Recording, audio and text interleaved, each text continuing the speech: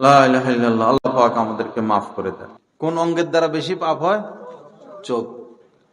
80 বছর হয়ে গেছে, বুড়া শয়তান এখনো কুদৃষ্টি করে, এখনো ফেসবুক চালায়। 80 কি 90 পার হয়েছে। এক বুড়া বেটা সোজা হইয়া দাঁড়াইতে পারে না, এত বুড়া। দাড়ি পেকে গেছে, মোচ পেকে গেছে, চুল পেকে গেছে, হাঁটতে পারে না।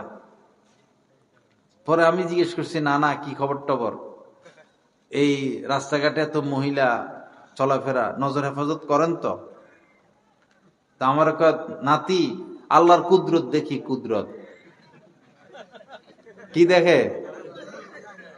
আল্লাহ পাক এত বড় নদী, এত সাগর, এত গাছপালা, এত তরুলতা, এত ফুল, এত ফল, হেগুলা না কুদরত? এটা তো দেখা আরাম। এটা কেমনে কুদরত হইলো? কুদরত হইলে আপনার স্ত্রী কুদরত হবে। পুরুষদের যে অঙ্গের দ্বারা বেশি পাপ হয় সেটা হচ্ছে কি? চোখ। বাবা, চোখকে হেফাজত করেন।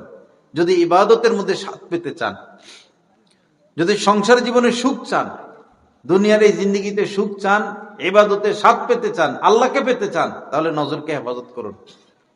যার নজর ঠিক নাই তার কিছুই ঠিক নাই, যার নজর ঠিক তার সব ঠিক। এই শেষ কথাটা ওয়াজ থেকে আজকে নিয়ে যাবেন। নজর হেফাজত করা ফরজ। ভাবির দিকে তাকানো যাবে না, চাচির দিকে তাকানো যাবে না, মামিকে দেখা যাবে না, খালতো বোন, চাচতো বোন, ফুফাতো বোন, নায়িকা, গায়িকা, দুই নেত্রী, হালাল না হারাম হবে আমাদের জন্য? দেখা যাবে না। নজর হেফাজত ফরজে আইন।